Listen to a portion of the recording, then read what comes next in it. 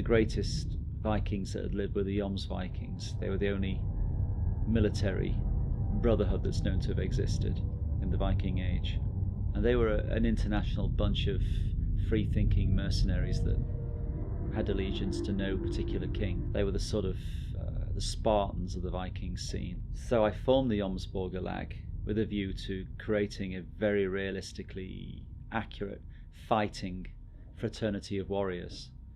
The location of Jomsborg is still a mystery. Different archaeologists claim that they believe where it was. The modern town of Wolin on the Polish-German border has a lot of excavations that suggest it could be the site of Jomsborg. But then you also have the argument that Jomsborg is not a real place, that it was legendary like Camelot, that it didn't really exist. But seeing as it's mentioned in the Heimskringla and at least 2 other sagas as well as Jomsviking saga, then we assume it must have existed.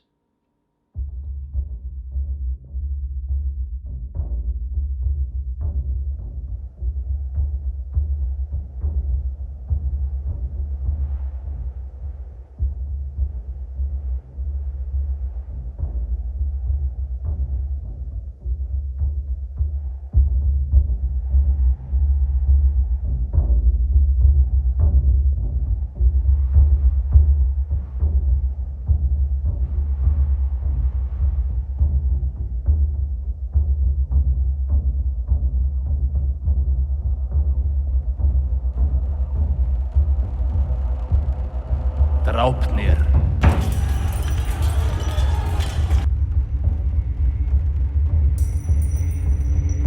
Geiri, Freyki.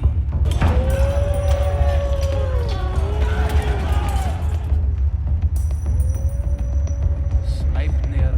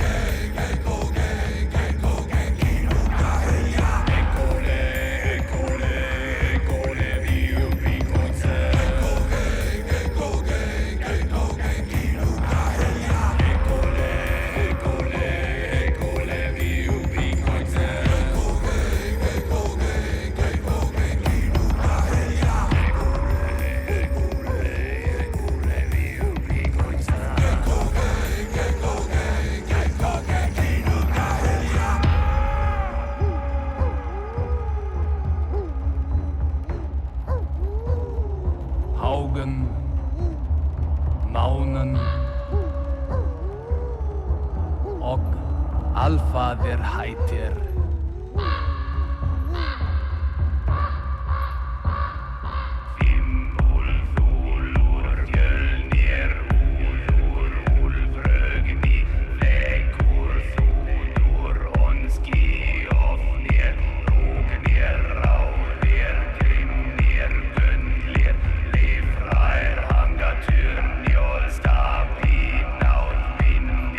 Jolfur, jafn ár,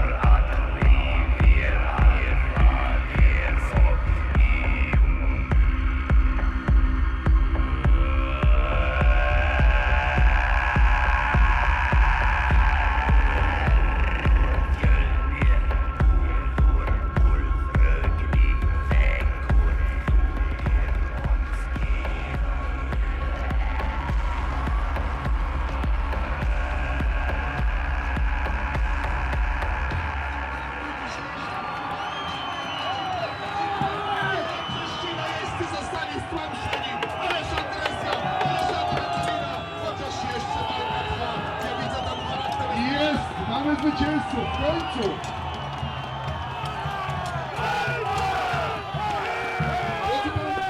Köszönjük, ez a ti problémátok! Jó, még várjatok!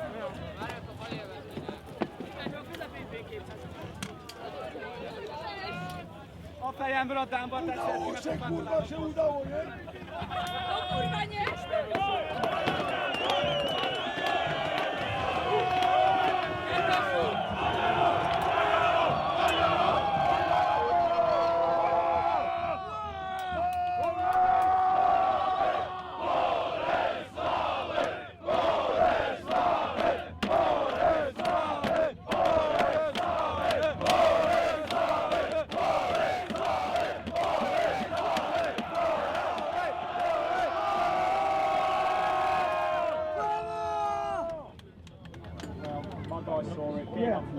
Alright, I'm not surprised they hate us.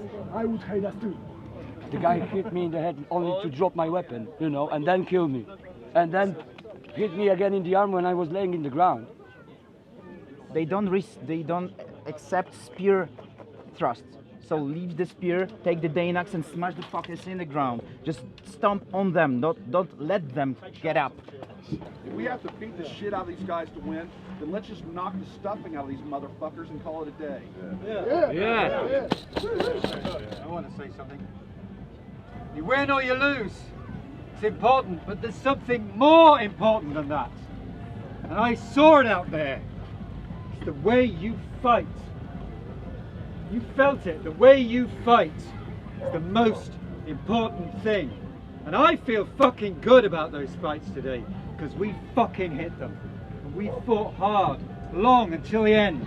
Fought. Even though there's more of them, and they're opening up gaps, we're fucking fighting the whole time. I am proud and honoured to fight with you guys. Tomorrow's another day, right?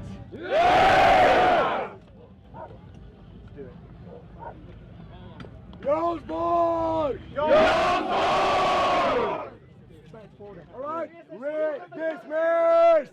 Thank you! We had a massive smash of a battle where we were overwhelmed by superior numbers, and what it turned into was a long, hard fight of attrition where there's less of us against more of them fighting over walls of dead bodies. And our guys are just fighting like tigers, pushing them back, always fighting. It's like, get off my fucking arse, you wanker. Our guys just didn't give up. They're fighting, even though there's double the amount of enemies, fighting right to the end, right into the corner. It made me proud to see them fight. And fortunately enough for me, I was in there too.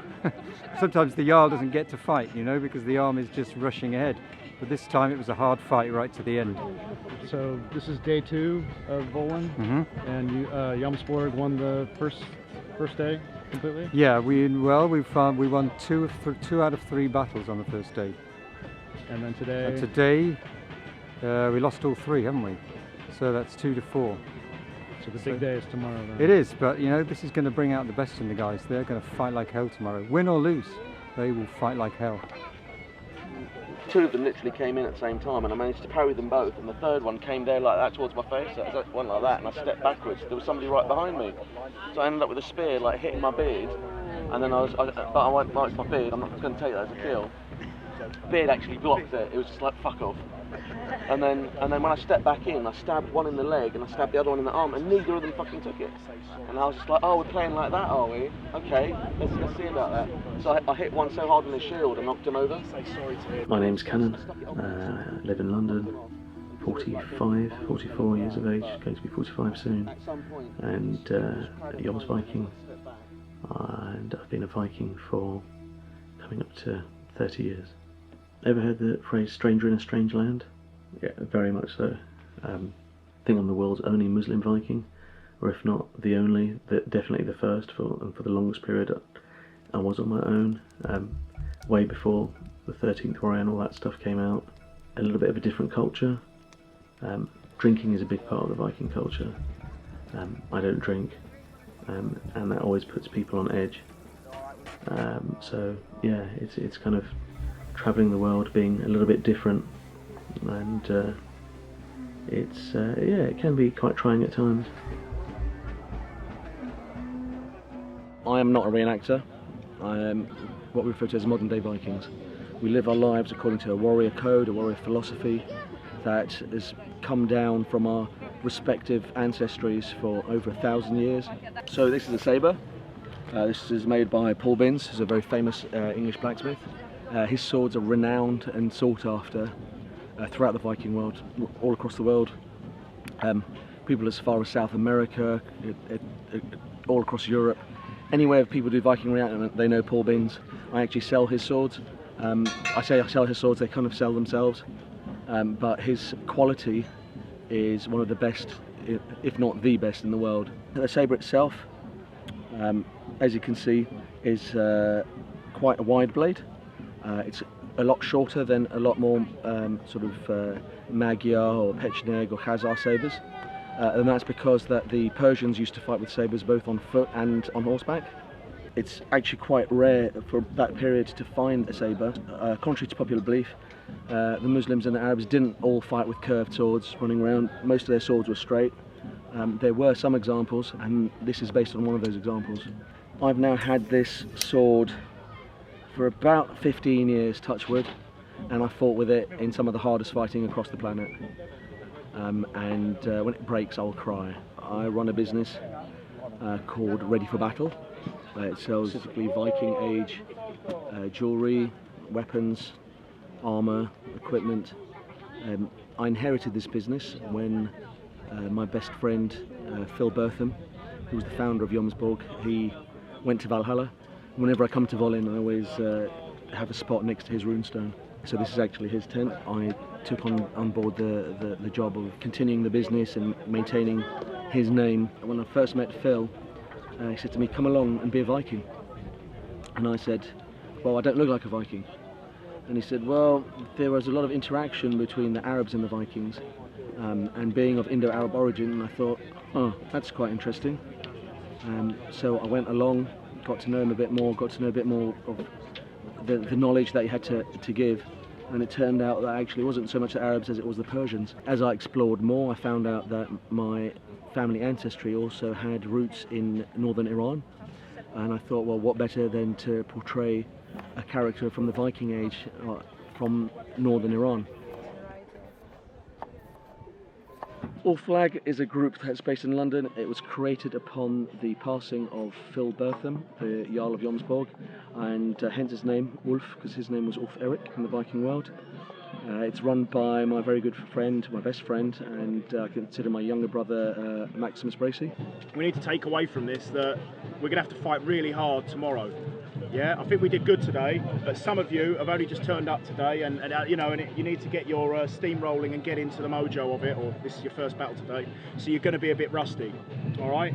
So you need to sort of get your game face on for tomorrow, because literally it's do or die tomorrow about East Storm and the Jomsborg army. We've got to win 3 to turn it around. That's a fucking steep hill, considering what we just went through out there. I just wish I could give you a better speech. I wish I could tell you that we've won this, Wolin. Alas, we haven't.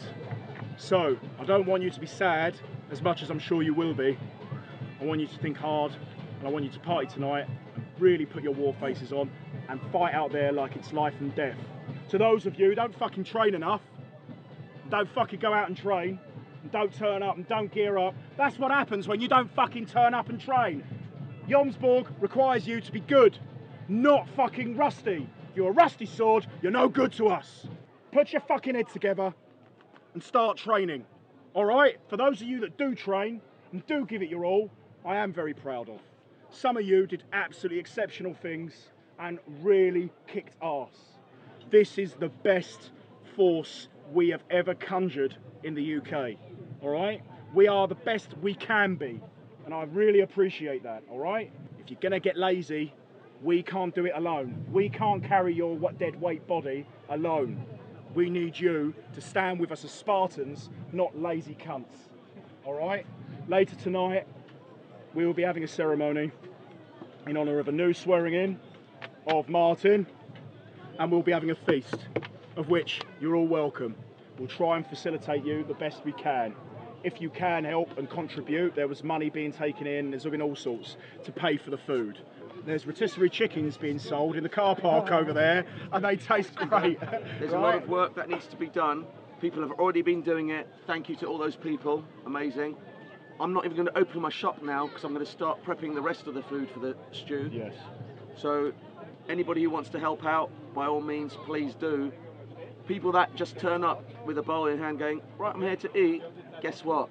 There's still washing up to be done. Oh yeah. Yeah. Remember that I love you all deeply, and You're still a bunch of cunts, though. And we'll revisit this tomorrow. All right. All fly! All fly! Jomsborg! Jomsborg! Easton! Easton! Woodland! Woodland! Dismissed. Dismissed! Rotisserie chickens over there.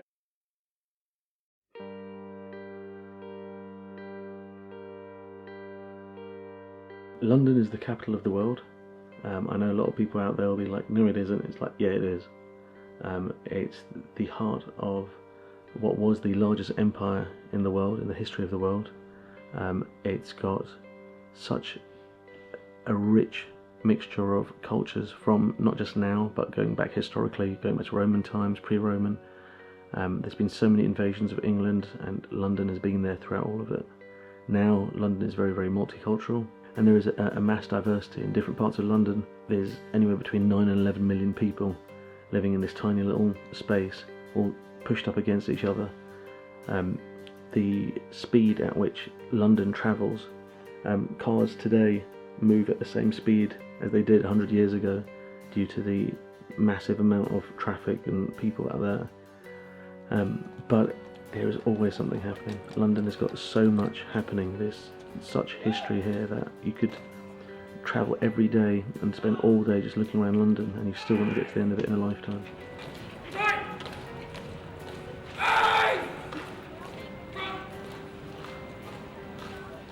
But there's the mosque, if you look straight ahead.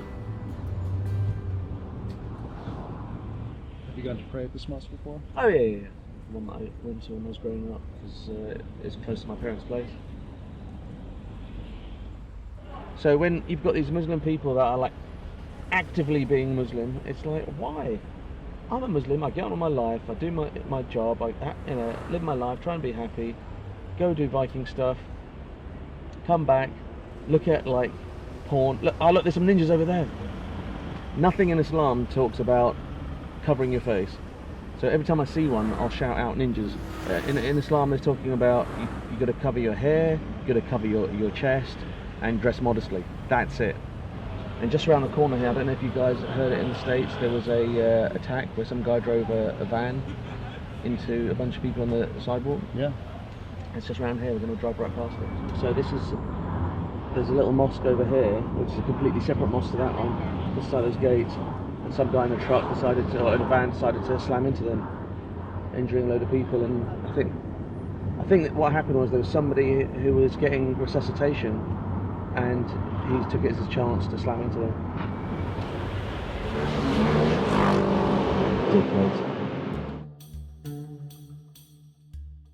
Wallace Collection is a private collection. I believe it was Richard Wallace who purchased other lords, nobles' private collections of arms and armour. It's one of the finest examples of arms and armour in the world, private collections, and quite often it's sent around the world so people can see it for themselves. You know, I'd grown up in stories of King Arthur, which I love, and you know, it's all about the knights and sword fighting. At the Wallace Collection there are a number of galleries which deal with European armour, but my favourite is the Oriental armour, the Eastern gallery. It beggars the mind to have so much in such a small space, and every piece is a work of art. And there they have weapons and armour and armaments from India and Persia, and quite a range. So it's going from 13th, 14th century all the way up to 19th century. They've got swords, they've got sabres, they've got shamshirs, they've got all sorts of knives, axes, maces, a plethora of weapons that just are taken from different periods of history and from the same kind of sort of Middle Eastern and Indian subcontinent. The handle's made out of crystal, and somebody's cut it by hand and just managed to make it. It looks like it's been pressed out of resin, right? It's just flawless. That's the sword of Ranjit Singh. Who's that? I don't know, it just says it there. This is the kind of sword that Vlad the Impaler used to fight with. Because he was taught by the Turks, taught by the Ottomans when he was taken prisoner as a youngster. And he knew how to use their weapons. And this blade, because it's top heavy, will slice through a man like hot knife through butter. But yeah, this is my favourite gallery.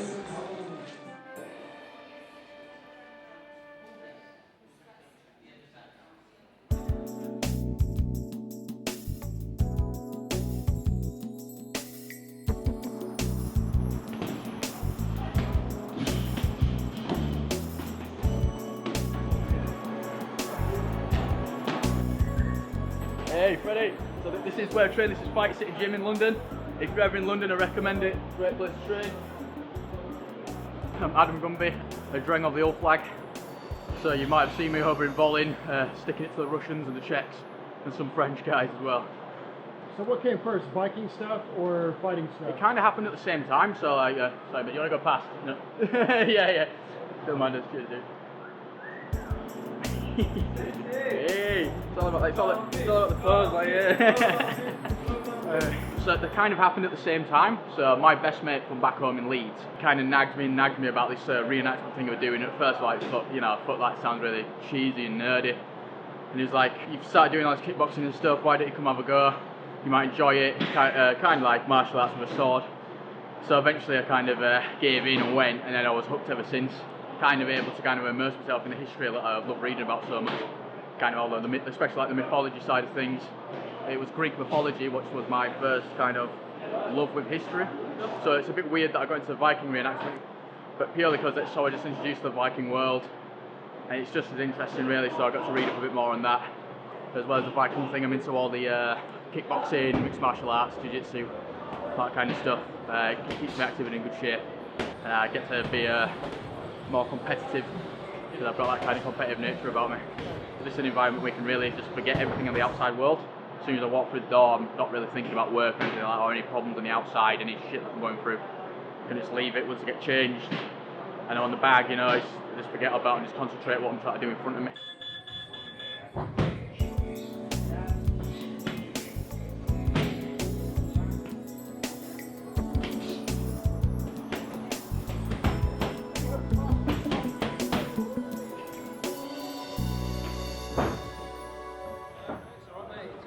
In the reenactment world, everybody's in the same attitude toward things. I've never had a disagreement or like a major argument with anybody or any, especially within Jomsborg, one big community, one brotherhood, one shield, and a lot of the old flag guys as well have been for me in my times of need. All around the world we're welcomed anywhere, and it is one big family.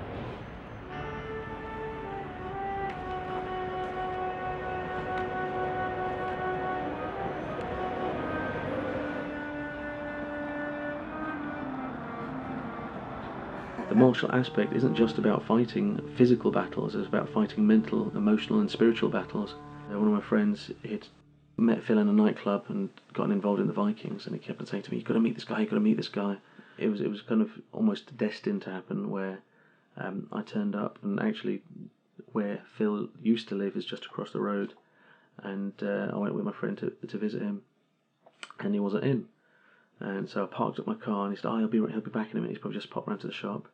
So we parked up, and we're having a chat, and I see in my wing mirror, and I see this guy, and he's just got this long hair, he's got this tie-dye t-shirt with all this kind of Viking jewelry. I didn't know it was Viking at the time, but all this jewelry with these glass beads and silver, and he's wearing these thigh-high leather boots, these cavalier riding boots, with silk scarves tied around the knees, and this Viking belt, the Viking pouch, and he had this massive dog with him that looked like a wolf. And I just said to my friend at the time, I said, "Hey, look at this guy. He looked really fucking cool." And he said, "Oh, that's Phil." So yeah, I ended up in Phil's flat, and he was giving me these books, and it was The Eaters of the Dead, which is Ibn Fadlan's manuscript, and Michael Crichton had written a book about it, and so on and so forth. And he's giving me all these different things to read. But the first thing he gave me was the Elder Edda. He said, "Read that," and I was like, "Well, what's that?" It's like, that is, if there was a Viking Bible, that would be it. It's a collection of wisdom So just go away and read that, and then if you're interested, come back and we can chat. I went away and read this book, and after I read it again, and then I read it a third time, and I came back and I just said, where do I sign? When I saw what they were doing in the training hall with these swords that in most martial arts you don't get to do freestyle sparring, and it just blew my mind that you could do this. I was like, I want in. Many years ago, I became a Jomsviking, and to become a Jomsviking, you have to have a certain level of skill. I've always pushed myself very hard, and I'm sure many people have. But I constantly push myself, and I've had many injuries. I've got 2 slip discs. I've got a torn rotator cuff, and knee. I'm a walking bag of injuries. But I've always pushed myself through that to carry on fighting, but not just to fight, but to evolve the fighting system. So around about 2006, I said to Phil, Phil, I'm sick and tired of teaching it as a show fight, as a reenactment thing. We need to be teaching it as a martial art, because there are a lot of other martial arts, and HEMA was just starting to kind of rear its head, and people starting to get into it. I said, I want to teach it like we're using weapons for real. So he said, well, do it. I said, well, we can't. We haven't got a syllabus. We need a syllabus. He goes, well, then write one. It then took me the next 5 or 6 years to write a syllabus, and I spent a lot of time doing a lot of research, always using the weapons as realistically as possible rather than just a magical stick that you can score points with. And we're self-policing, so if we deliver a blow that we think is not quite good enough, we'll turn around and go, no, carry on fighting, I'm not happy with that. If you draw blood on one of the brothers in the training hall, you gift them silver, it's the blood silver. So there's a lot of different parts of the culture that come into the fighting, including the weapons that are used and the way they're used. Because what we don't want is to have a bunch of people wearing Viking clothing and trying to be Vikings but fighting like ninjas. The fighting the system they use is Eastern. It's not the end-all be-all of fighting, but in my opinion it's a more interesting and a more aggressive fight than Western style. The very first Wolin was there was nothing there, but it was completely empty. There were no buildings, and there were no local Vikings. There was nothing really. We had a coachload of about 50 Vikings from the UK and Europe, and we drove over there and we put on this show for the public. They loved it. We were like movie stars, and it's my first real experience of Eastern Europe because it was very, very different, and it all looked like these kind of concrete bunkers from these Soviet war movies that you look at, and it was just a real kind of awakening of, wow, this is really, really different to what I'm used to. And ever since Phil went to Valhalla, I actually took an oath on his runestone that if I could physically make it to Wolin, every year I would go to Wolin. So since then I've not missed a single one, and I won't.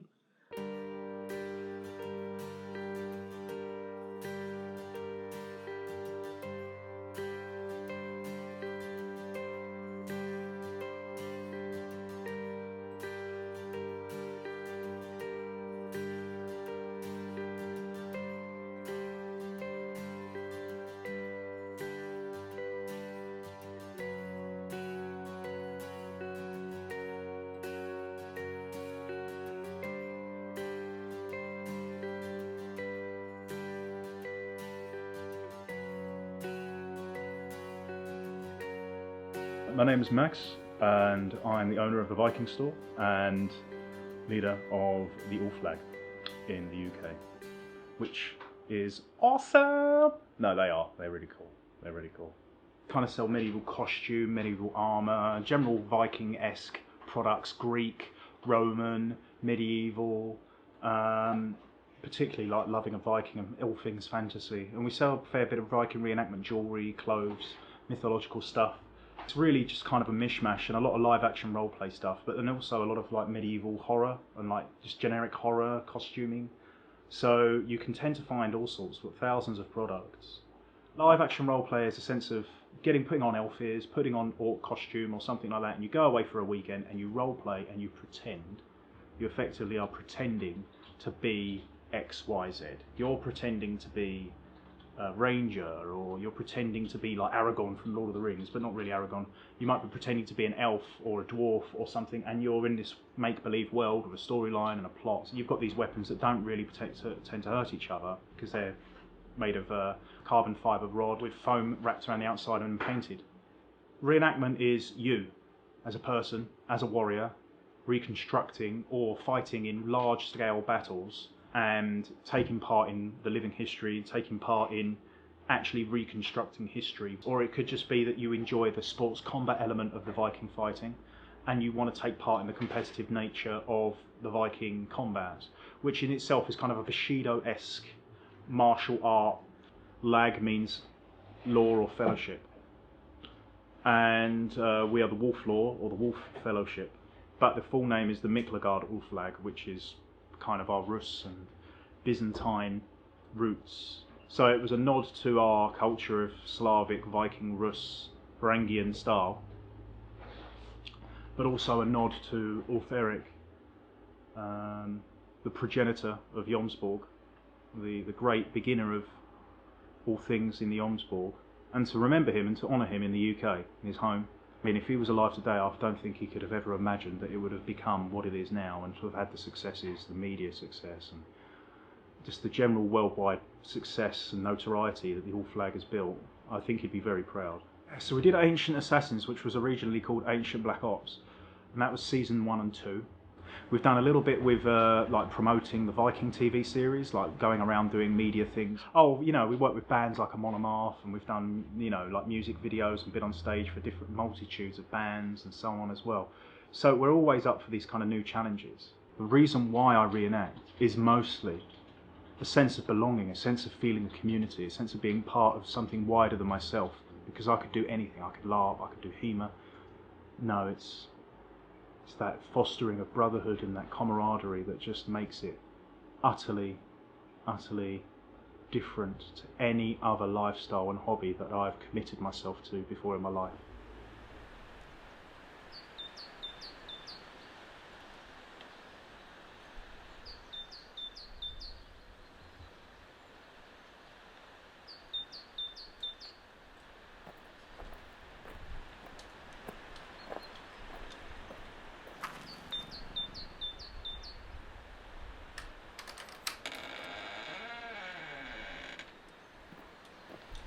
Come in, gentlemen.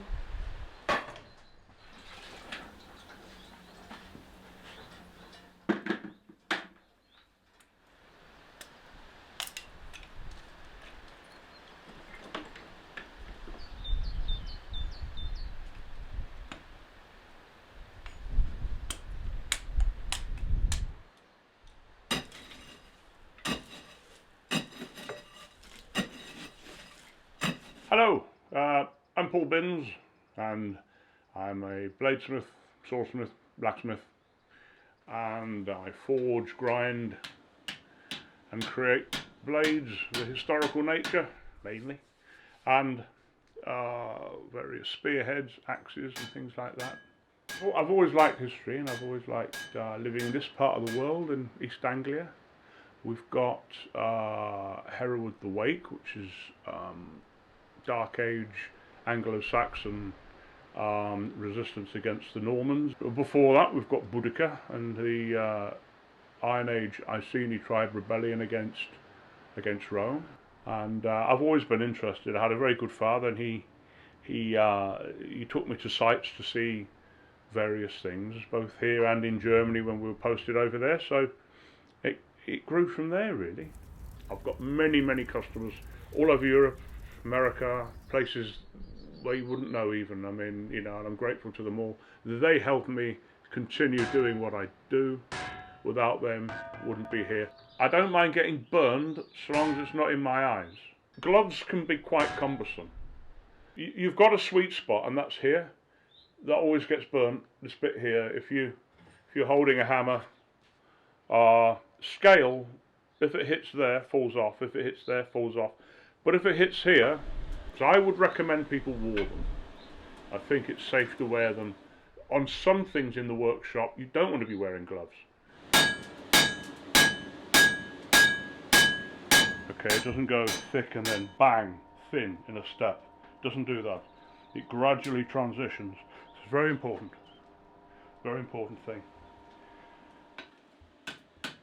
When you're making things, I think it's important to not become sort of bored of it or repetitive on it. So if you can vary things, physically you give certain bits of your body a rest, but also you give your mind a rest and you can make other things.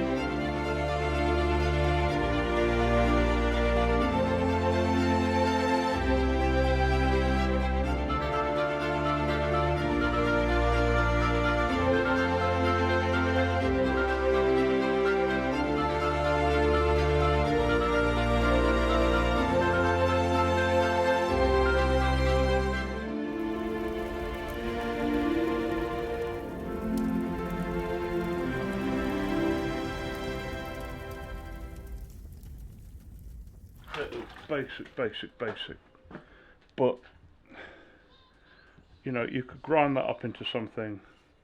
I mean, you could adjust it on the fire, but frankly, it's easier just to grind it into the shape now.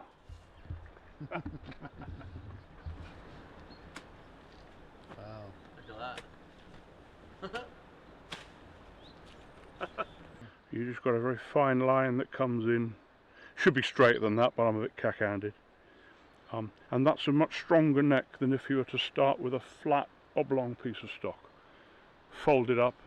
And I think a lot can be done with just plain stock. I think it's superior forged than any other way, really.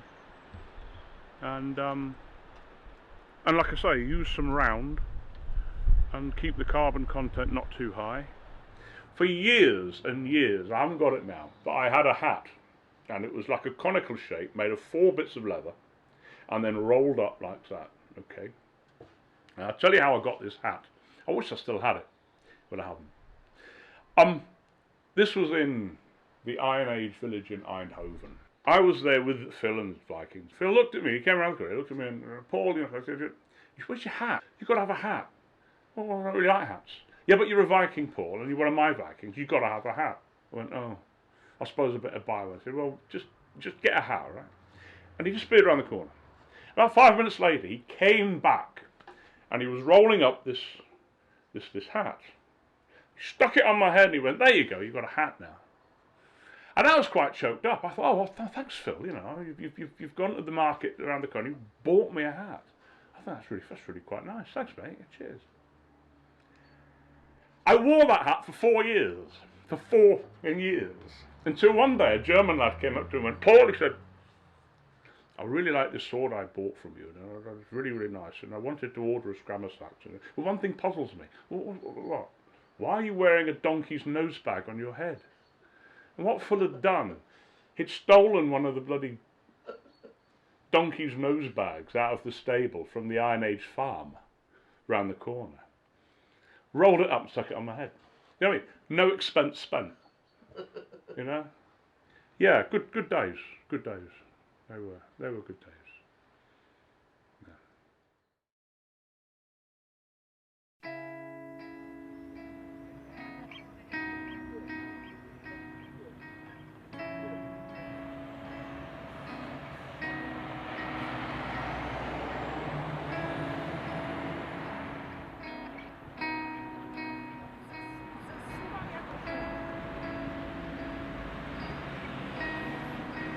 So what is this?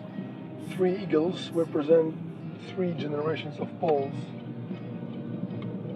in Szczecin, because Szczecin used to be German until 1945. Yeah. Then the bottom eagle represents the Polish minority which lived here before the Second World War. The middle represents the pioneers which came here in the 40s, late 40s. Upper one, the one on the top, represents Szczecin-born Poles, which would be basically my parents' generation. And this is the city hall. This is City Hall, Yeah. President of Szczecin office.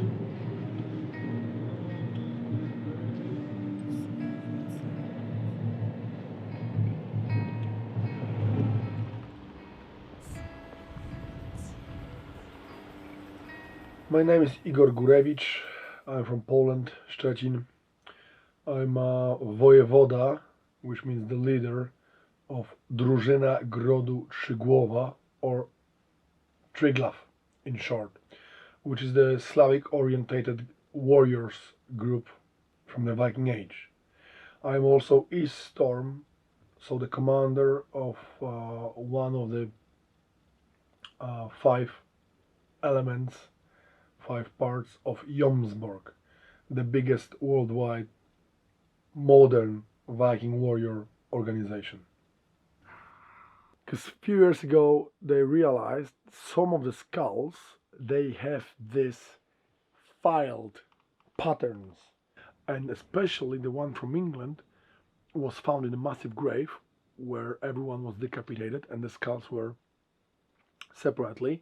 So it's believed they are Jomsvikings because they got decapitated in England. And one of them had this pattern. So as a Jomsviking, I decided to get it. I started in 1998 being in part of the audience in Wolin, where the Jomsvikings, with famous Phil, came to make the first Viking Age shows in Poland. As a metalhead and pagan, I had to be there for a few years, watching, talking with the guys, getting to know them better. I decided that I have to make something which is called reenactment of Slavs, so of my culture, but on the level that was presented. I don't really like to call it reenactment because it's what I just do. That's the continuation of the culture. So Slavic or Viking Age is the main one that I live in and live for with my group, because I became professional too, so that's what I do on everyday basis. And we have side projects. First of all, the Second World War and Eastern Polish Army, 1943-45, focused on 45 because there were heavy fights in my area of Poland. We also do some, but I wouldn't call it reenactment. Sometimes we just do maybe cosplay of pirates, but it's more for fun and more for money, so we do it just professionally. I'm also super interested in the Greek, classical Greek. These pre-Christian cultures, people didn't know how to react on them. If we are pagans, fascists, satanists, communists, aliens, bikers, no one knew how to treat us. So they treat us with a kind of a reserve, you know. We are 21st century living Slavs, which are just deep into Slavic culture.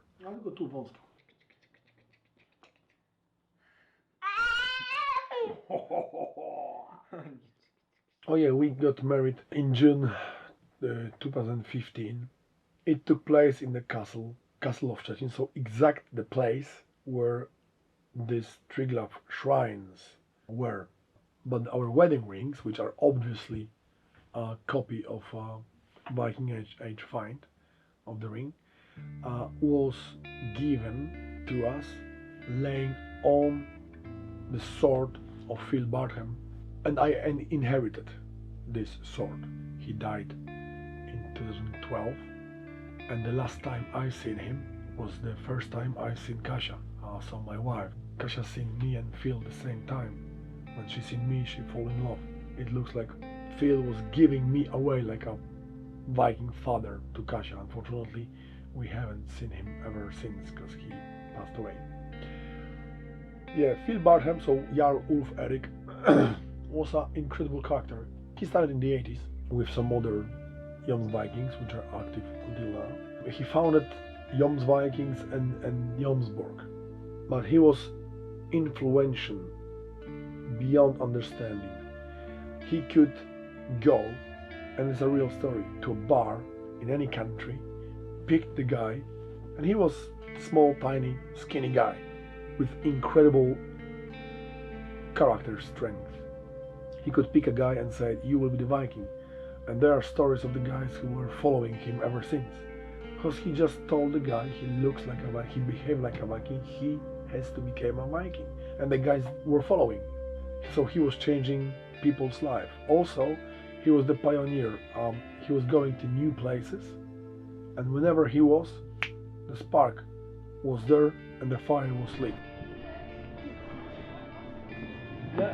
Maybe there are robbers, I don't know, you'll have to find out. If he isn't on your team, kill him. Right, civilians. If you come across anywhere where there are civilians, public or civilians, fighting stops. The combat is those God rules. If you get injured and it's serious, send a runner to the help desk, and then we will figure out what to do. Peter. Welcome to the War Games. As you know, Phil and Richard is responsible for this year's War Games, so I'm just going to make this quick and give them the word. Right, game time. The game will commence when you start to hear a horn blowing from the help desk and weird noises, and your marshals will know that it's time to start. Now, I was going to finish at 4 o'clock, but I'd like a show of hands as whether 4 o'clock or 4:30. Who wants to finish at 4:30?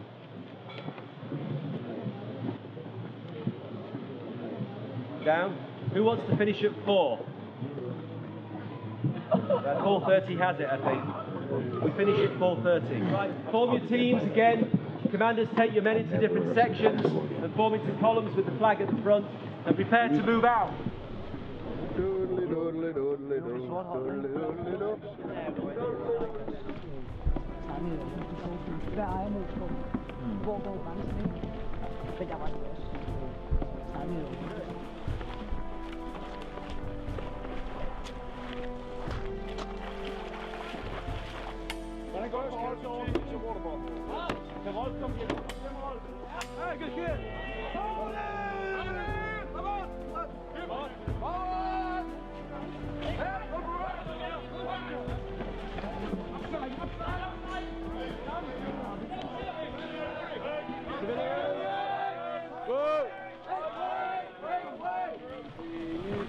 Okay, go.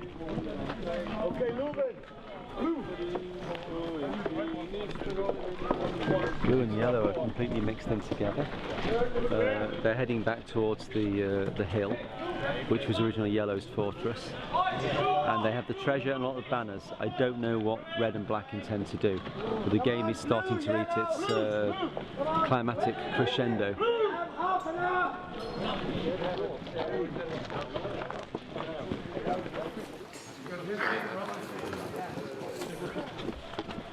Be careful up front. Boy.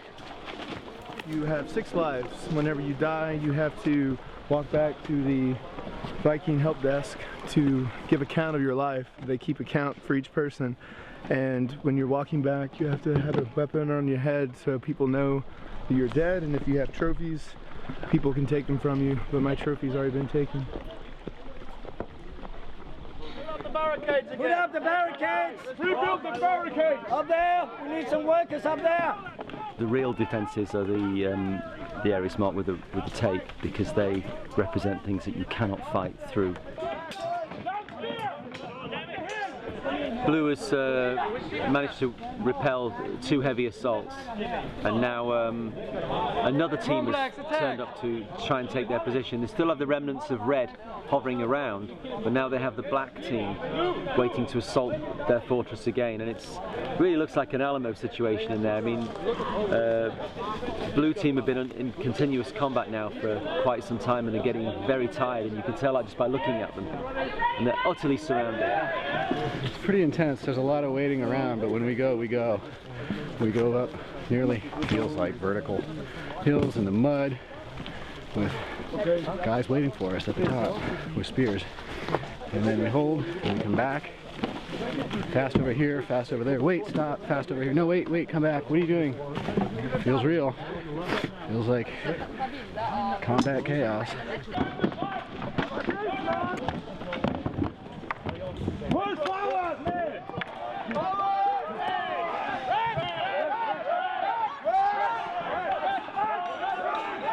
Aufgelegt, aber okay.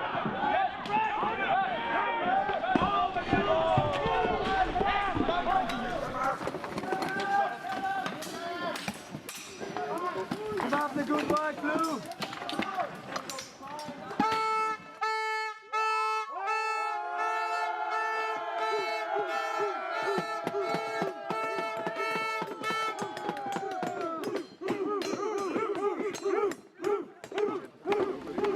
Okay, the game is over, and the yellow fortress, the hill, was taken.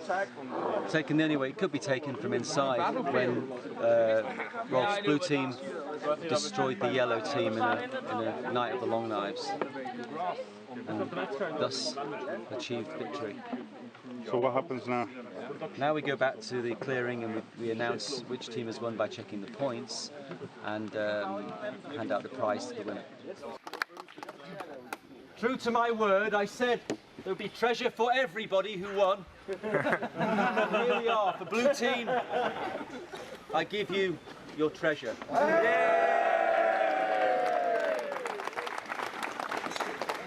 Let's get drunk! Any complaints or injuries? No. No. I know some people complained that commanders broke alliances, but as all the commanders were briefed from the start, that was part of their prerogative. If they wanted to fight with honour or without honour, it was their choice. Alliances are there to be broken. So they broke them.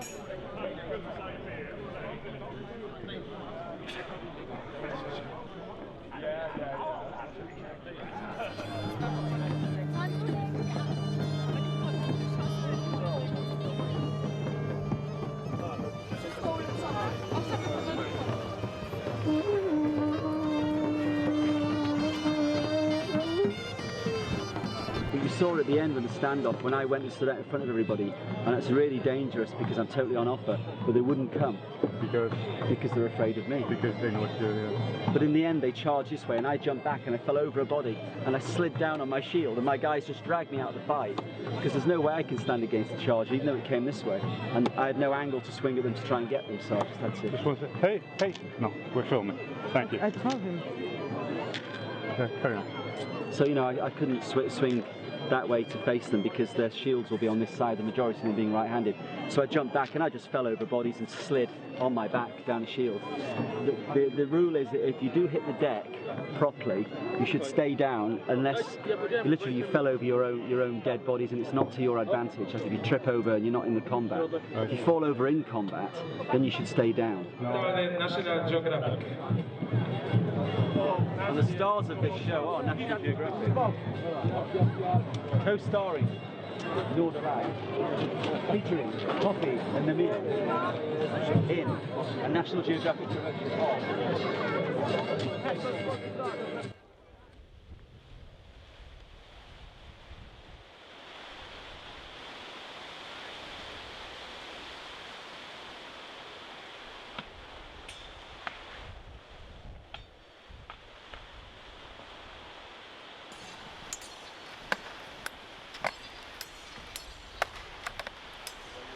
Sort of like, okay, so all of the extras, that's what I mean, we're going to have to kind of tunnel them. They're all a bit, you know, off camera to the left at the moment, so everyone... So what are we doing out here? National Geographic shoot. First positions! Yes, the impact of the certain kinds of sword manufacturers in the Baltic area on the Viking Age. What I want you to do is you come running in like this, draw your sword, and what you do this. You take the sword over, like that.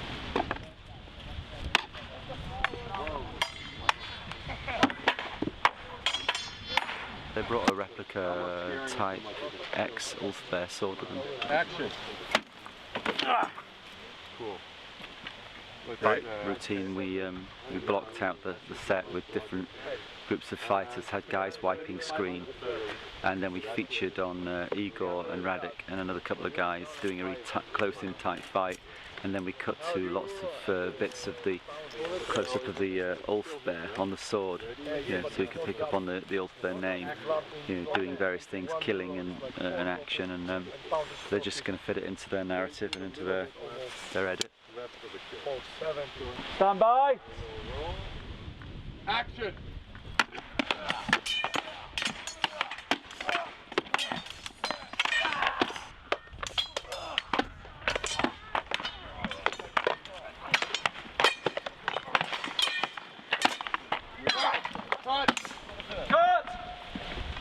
Ready when you're ready, and stare at the camera.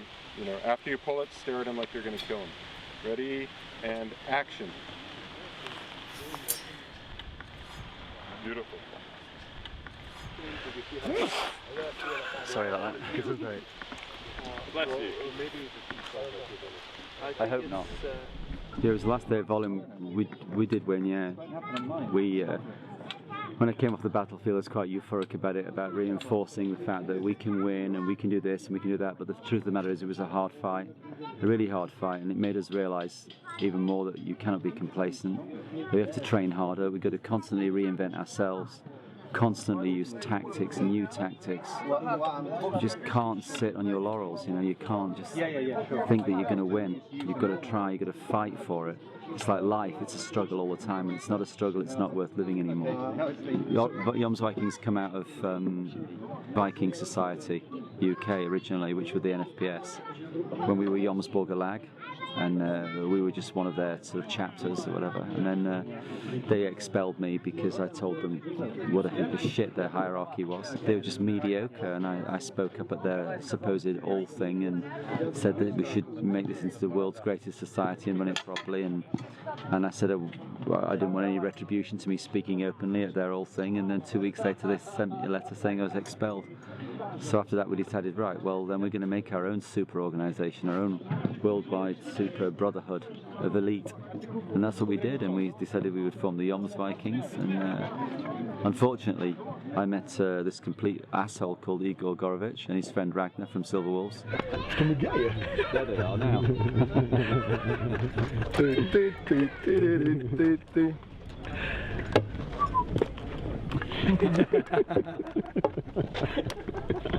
You see, that's why we need new people, you know? What can I say?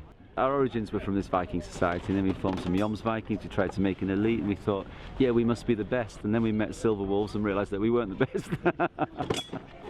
There were other guys that could kick our ass as well, so we should broaden our horizons, you know, which is the same thing as finding new people, you know, and finding out new ways to fight and learning stuff, and, like, you know, access all areas with weapons, you know. It's got to be. No headshot, no fun.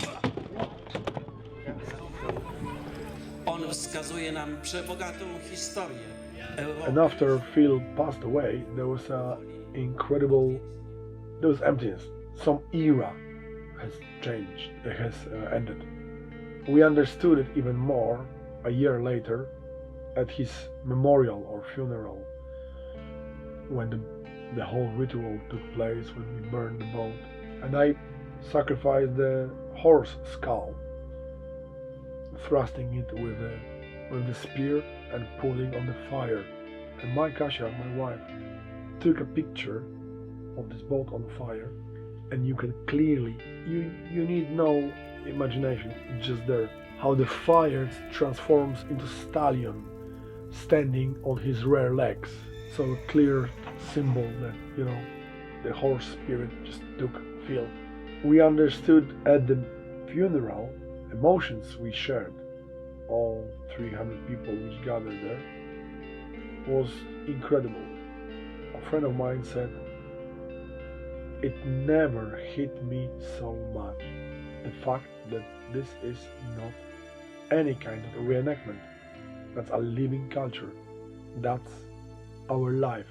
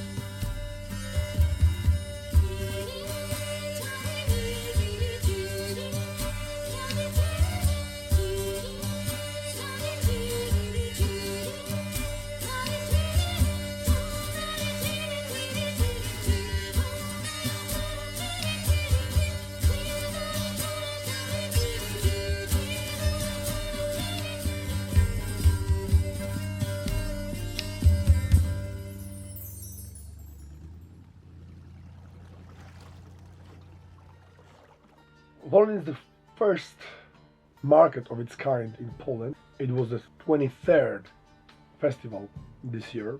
Wolin is believed to be the legendary or semi-legendary Jomsborg, which we know from the 13th century sources, the Viking saga and some other sagas.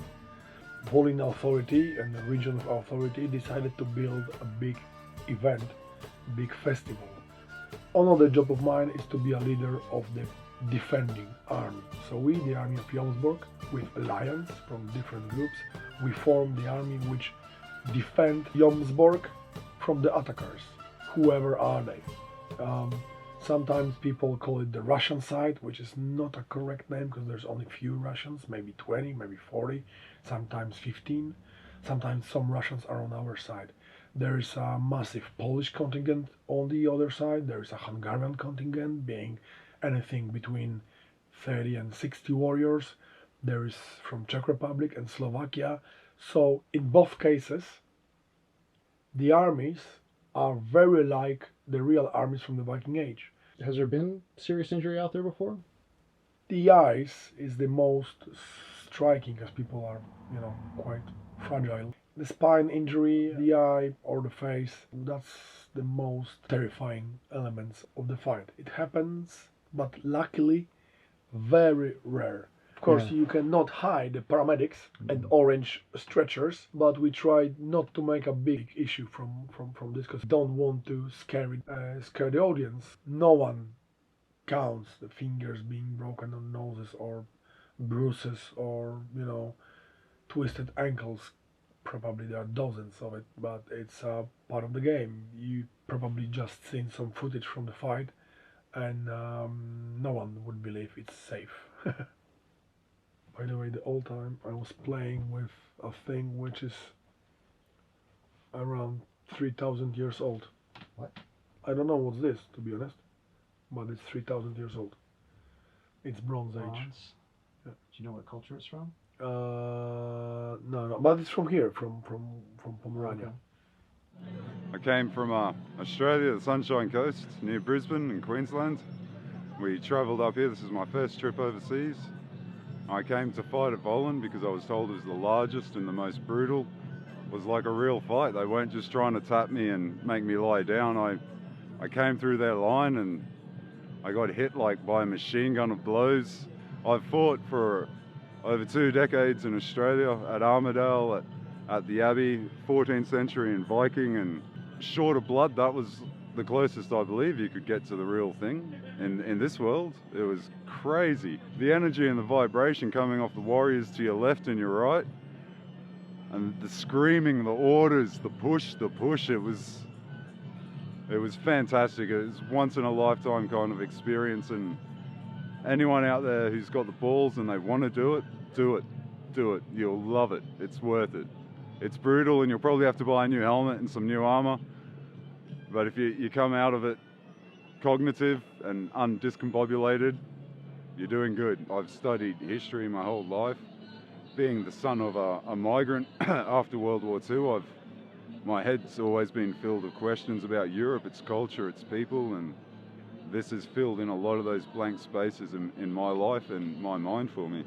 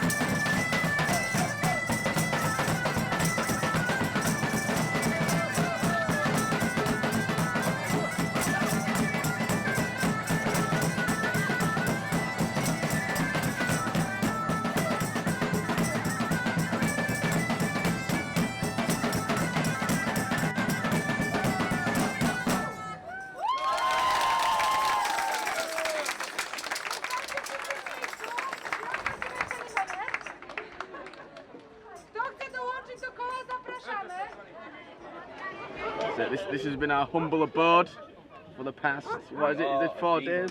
How we do it. Great time drinking at the end with friends. It's sad to leave. I think to sum it up, sometimes you just got to turn around and look yourself in the face and just think, I am a fucking demon. And that's just how it is, you know what I mean? Yeah. Are you a fucking demon? Yeah, I am a fucking demon, am I? Demon dog, Damien, motherfucker. That's a fucking really nice looking penis on your. This was gifted. So yeah, just cue the elevator music. Put the camera away, man. You guys asked me to. Ogłaskaj trendowatego bardzo dobrze. Pan nie robocie, no idź. Gdzie tu stanie? Move that watch.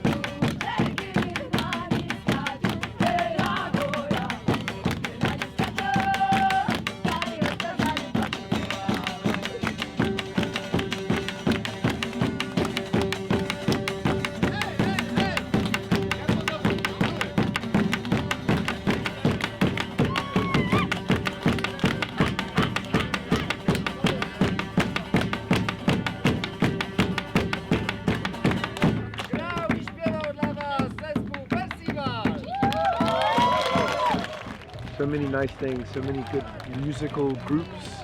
You can have the best shopping. The prices are good because the market allows for it here. My 5th time to the Wolin battle and 6th time coming to Wolin. The 6th time we came to raise Ulf Eric's runestone. Swava field. 3 years ago, I took the Jomsborg Viking test in Denmark at Moskva. I passed it and I was made a Jomsborg Viking, and I've been real active in that role. I'm the only American one, so it's kind of like really important to me to get involved. So I've taken the role, as many of us have in Jomsborg Vikings, to become mentors for people in the scene that we think are key, people that have the qualities. All of us that do Viking fighting around the world, usually in different places, America, Europe, Scandinavia, like, even though we're in our own groups, it's still quite friendly, like the spirit's quite accommodating, like even though we're enemies on the battlefield, like the mindset stays pretty even and pretty lighthearted. I'm a modern person who identifies with the tenets and culture of 9th and 10th century raiding Viking people. I do work as a trader, I travel, I fight in the way that we think Vikings could have fought. I do a lot of time and dedication to this, so I don't really feel like I'm reenacting. I'm trying to find my own way in it. So I do it because I have to. I don't really have any interest in anything else. But it's been good because I've been able to make it into a business, not only as a tradesman, but as a trainer of fighters, and also I'm growing out and doing fight choreography. I managed a shoot of my own in Trelleborg with a group of 20 other people, and I did all the logistic, managed the fight, participated in the fight, and it was successful and good. So I'm trying to branch out into that. So I'm doing the modern Viking life for lots of personal reasons, but over the years I've found a way to make it earn for me as well. Yeah, I've made loads of gloves. It's a bit tedious and repetitive. I guess in the end game I would rather do less making and more wholesaling and more of the film and fight training work. Not that I don't enjoy leather work, I do, but when you do so much of it, you want to do something else. Like sit around and drink beer. That's my new hobby. Jomsburg glass. There were 7 different glasses found. It was a gift from a really good man, and it's filled with really cheap beer at the moment. Was man. Yeah, well, I'd prefer to be drinking a nice Guinness or IPA out of it, but beggars can't be choosers this late in the market. How about you, Matt? Did you get laid this week? Did you meet any exotic Slavic women and try to get in their pants? No, that didn't happen. Me neither. I was more for the fighting, and it's been all about bromances for me this summer. Yeah. You know, I'm maintaining my polygamous bromance marriage with 20 other men around the world. Yeah, being in Wolin is kind of unique because you get this strong feeling of the immersion in the culture, and you get this really hard fight, and you have to stay focused. You know, there's a lot of parties, there's a lot of really neat things going on that are quite friendly and quite fun, but in Wolin there's always this palpable kind of sense of bitter feeling between the two sides. You know, Jomsborg is often the victorious side here in Wolin, so because of this, sometimes that comes out in the battle on both sides, and the fight gets really heavy and really a lot of adrenaline and a lot of hard feelings. So if you want to test yourself in the heavy infantry fight, places like Wolin or Neustadt-Gleva, you know, these are the places to go. Yeah, it's a great market.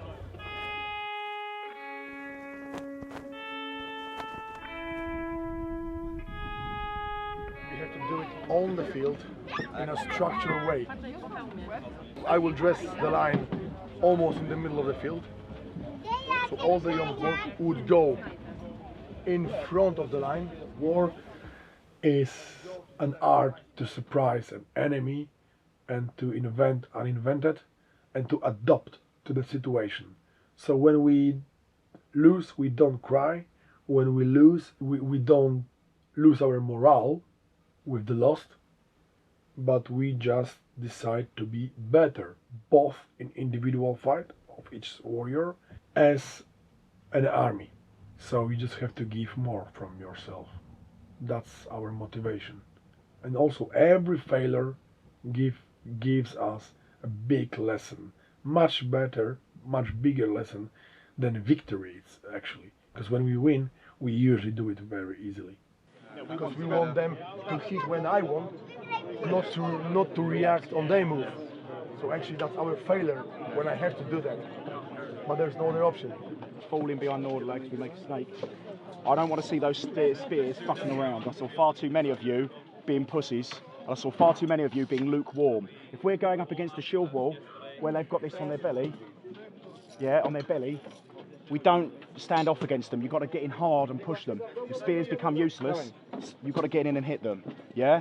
Because Dane axes and swords getting in close, that's where it's at, yeah? You're not Weimar 40k miniatures, yeah? It's not a diorama.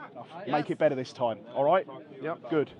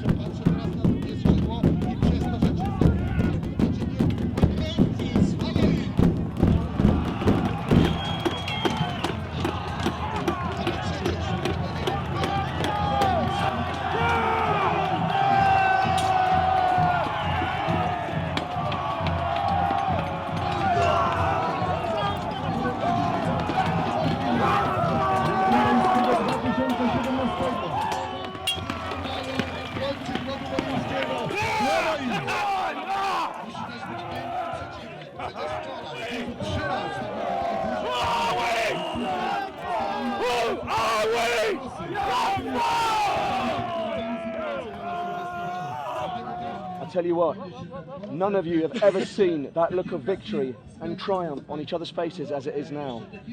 It's been years since I felt this buzz at Wolin, because it's always been like, yeah, it's another day. Everybody Today, has erections. Yeah. today we've all got erections. So Ego charm. my tent later on, and we'll get rid of those erections. As for my men who fought, many of you sick from travel, many of you tired from delays, I cannot be happier with your performance. So thank you for coming out here, giving everything you had, and making me absolutely the proudest steersman in fucking Jomsborg. I thought you were giving it your best yesterday, and I thought, heartbroken, demoralised, saddened. Thought, what more can we give? We'd already given it our best. I thought you'd already given them 100%. Thought, this is it. We might just lose. What more can we give? You've done so well. And then, out from the ashes, rising like a phoenix, the angels of death rose.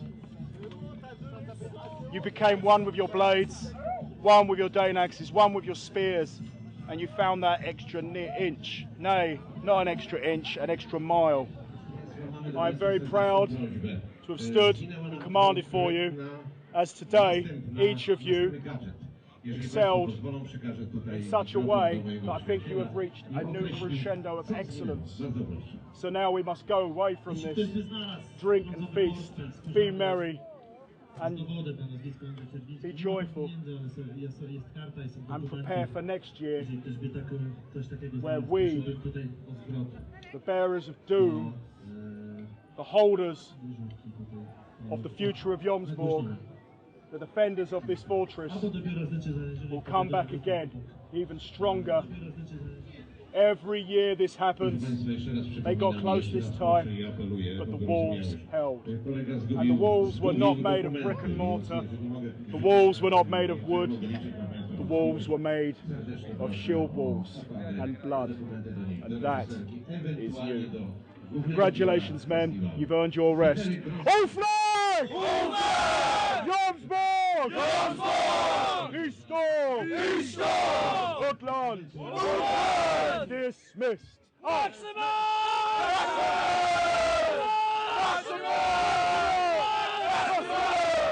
He's a fucking demon! He's a fucking demon!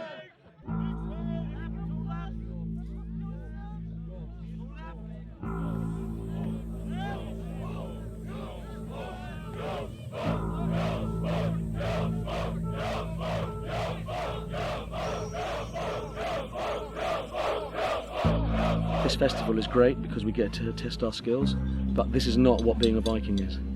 Being a Viking, for me, is about living my life with honour, with dignity, as a man, as a warrior, and that in itself has evolved over the years. When you're younger, it's all about being this tough guy who, is not afraid of anything, and then you learn as you get older that actually it's about being a good father, being a good husband, being a good brother, being a good son, and being a good man in so many different ways.